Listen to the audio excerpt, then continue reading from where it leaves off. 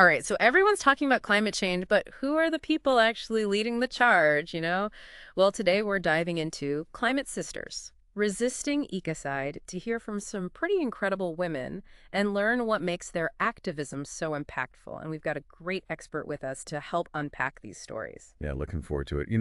These aren't just feel-good stories. I think they offer real insight into how diverse voices and approaches are shaping the climate movement. Right, exactly. And I think what's so cool about this book is it's not just another climate report. Like, it features over 100 young women, many from the global south, and they are making waves in the fight against climate change. We're talking poets, tech innovators, community organizers, just incredible diversity. And I think that's key because, for so long, the mainstream climate conversation has been dominated by certain voices and perspectives. And Climate Sisters really centers the experiences of women, especially those from the global south, who are often on the front lines of climate impacts, but underrepresented in positions of power. Totally. It's all about whose stories get told.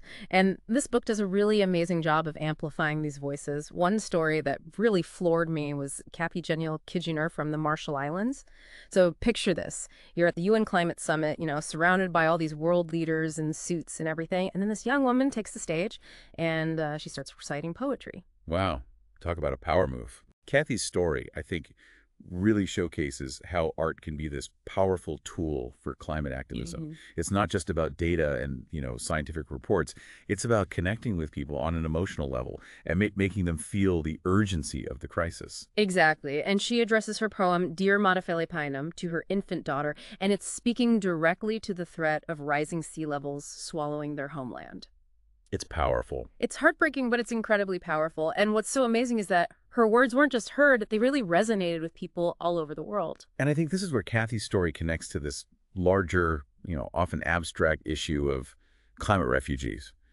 She puts a human face on it. It's not just statistics. It's a mother's love for her child and a community facing the potential loss of their home. It's about making it real, making it relatable.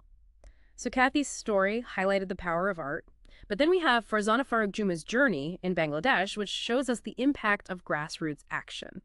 And she starts right in her own community. So she starts by teaching kids and then realizes that she can empower them to actually tackle climate change head on. And I think that's what's so brilliant about Farzana's approach. She recognized the intersectionality of climate change with social and economic justice. She saw how those issues are interconnected, especially in vulnerable communities. Absolutely. And she wasn't just theorizing about it. She was seeing the impacts firsthand. And there's this quote from her that just really stuck with me. She said, "There are people who have to walk 3 hours to get some water for the rest of their day. This isn't some distant future. This is the reality for many communities right now." Precisely. Yeah. And that's where Farzana's organization, Kath Pencil, comes in. Yeah. They're not just providing climate education.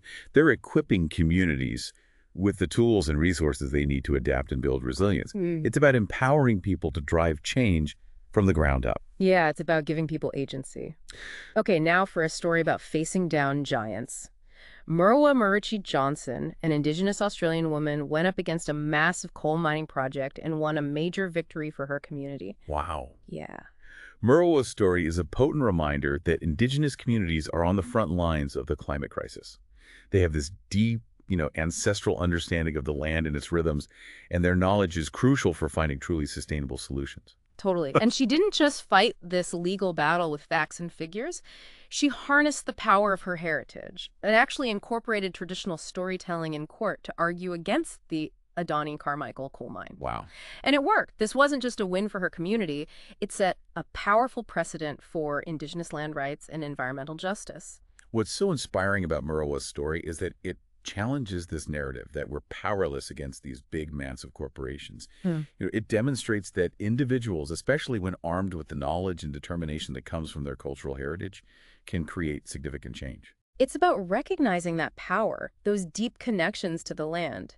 And, Murrawah's story really highlights the importance of leadership, which brings us to another incredible woman in the book, Litiana Kalsrap from Vanuatu.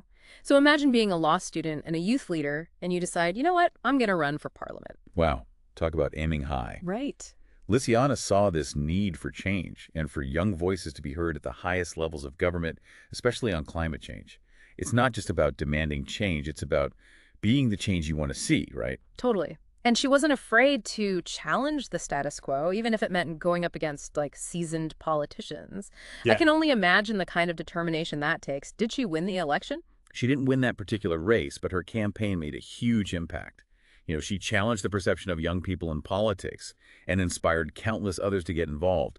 And Litiana didn't stop there. She continued to work with organizations like 350 Pacific, advocating for climate action across the region. It's a great example of how even when we face setbacks, our actions can create these ripples that extend far beyond ourselves. It's about planting those seeds of change, right? Okay, so we've talked about the power of art with Kathy, grassroots action with Farzana, indigenous knowledge with Murrawah, and stepping into leadership with Litiana. It's amazing how this book showcases just this incredible diversity of approaches to climate activism. But, I mean, there's another side to this story, right? The challenges, the pushback these women face. Absolutely. Take the story of Jakapita Kandanga from Namibia, for example.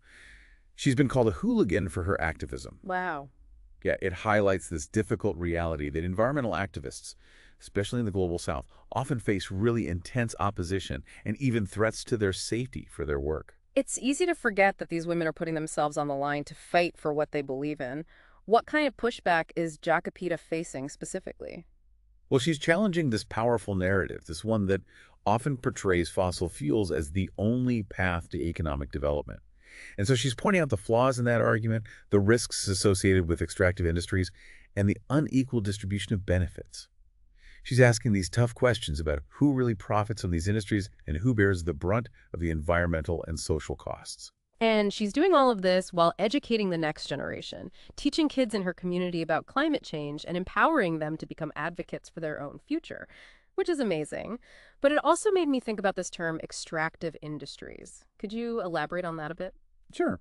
So in simple terms, extractive industries are those that involve removing natural resources from the earth, often on a large scale. So this includes things like mining for fossil fuels, minerals, or logging. And while these industries can provide jobs and economic activity, they often come at a high cost to the environment and local communities, especially in terms of pollution, deforestation, and displacement of people. So Jakapita is challenging this dominant narrative by pointing out that there are other ways to achieve economic development, ways that are more sustainable and equitable. Exactly. Yeah. She's advocating for a just transition to cleaner energy sources and sustainable practices that benefit everyone, not just a select few. And she's not alone in this fight.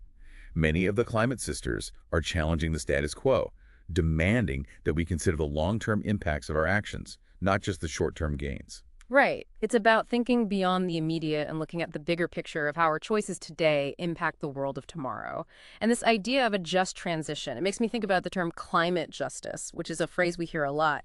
But what does it actually mean? That's a great question. So climate justice recognizes that the impacts of climate change are not felt equally.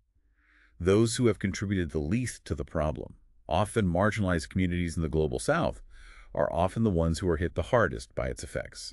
Climate justice is about addressing this imbalance, ensuring that solutions are equitable and benefit everyone, not just those with the most resources. So it's about making sure that the voices of those most affected by climate change are heard and that they have a seat at the table when decisions are being made. Precisely.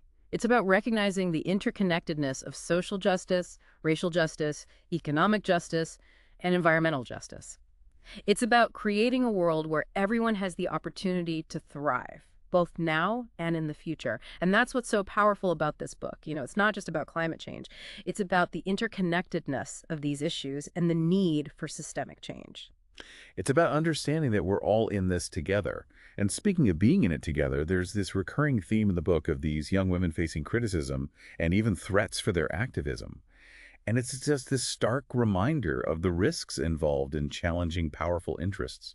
You're absolutely right. These women are incredibly brave, putting themselves on the line to protect their communities and the planet. Their courage and resilience are truly inspiring. It makes you realize that speaking out against injustice, even when it's uncomfortable or even dangerous, is so important. It is, and it's something we should all be willing to do in our own ways. Silence only benefits those who are already in positions of power.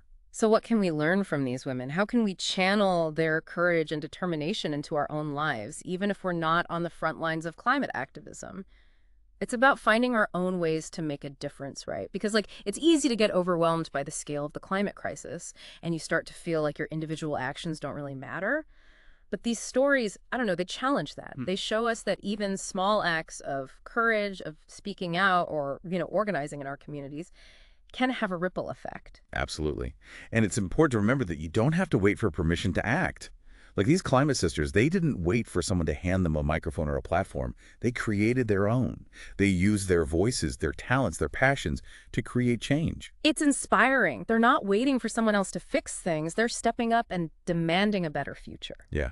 And that's what makes their stories so powerful, Hmm. so resonant.